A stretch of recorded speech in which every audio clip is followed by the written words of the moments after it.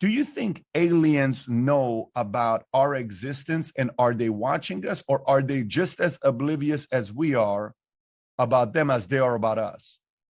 Well, I get a lot of emails, and some of them say, Professor, you're wrong. You're totally wrong. The aliens are not there. The aliens are here. They're among us. And how do they know? These people claim that they've been kidnapped. They've been kidnapped by aliens, and they've been in the flying saucers. So I have a word of advice. The next time you are kidnapped by a flying saucer, for God's sake, steal something. Steal an alien chip, an alien pencil, an alien paperweight. Steal something, because there's no law against stealing from an extraterrestrial civilization. You're not going to go to jail. Where's the law that says you can't steal from an alien civilization? And then you'll have bragging rights. That'll end the debate right then and there. Period. End of story. End of debate. You have an alien chip that proves that you've been in that flying saucer. Now, when you're walking down a forest and you meet a squirrel, do you go down to the squirrels and talk to it? Well, maybe initially, hey, hi, squirrel. But eventually you get bored because the squirrel has nothing to say to you. I mean, it's boring talking to a squirrel. They have nothing to add. No insights, no funny stories, nothing. They just run away for the next acorn. So if we are the squirrels and aliens from outer space land on the earth, what do we have to offer them? Shakespeare? Well, maybe they don't understand English. What do we have to offer them? Gold? Gold means nothing to them. In fact, gold is rather a useless metal for an advanced civilization. What do they want? To eat us? We're not going to be made out of the same DNA. They're not going to want to eat us or mate with us or do anything with our genome. We're totally different from them. So I think for the most part, they'll leave us alone. They'll say, oh, nice squirrel, and leave us alone.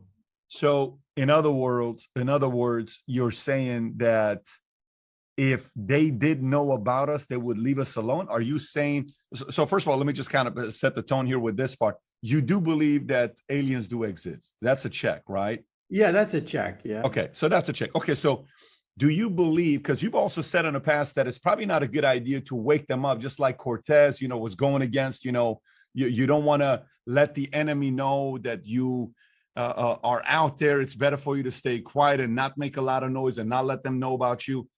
Are you saying that because you don't believe they know of our existence yet?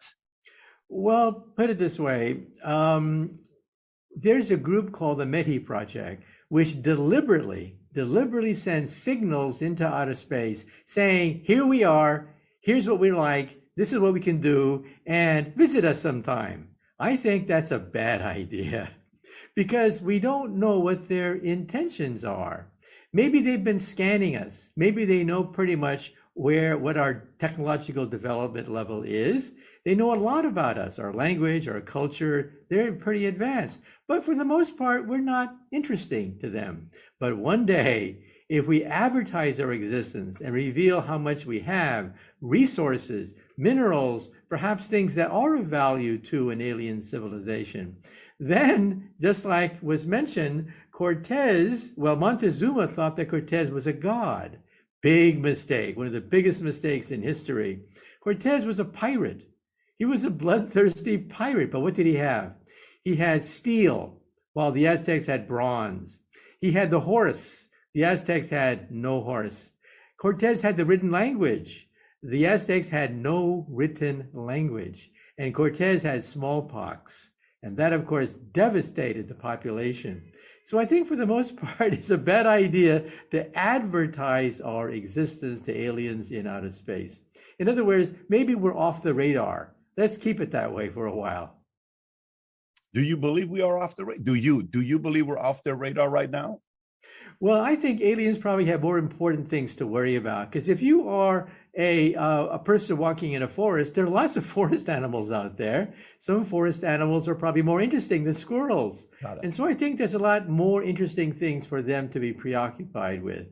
So I think for the most part, we should lie low. But I think they're out there. We've analyzed 4,000 planets so far, 4,000. of which roughly 20% seem to be Earth-like.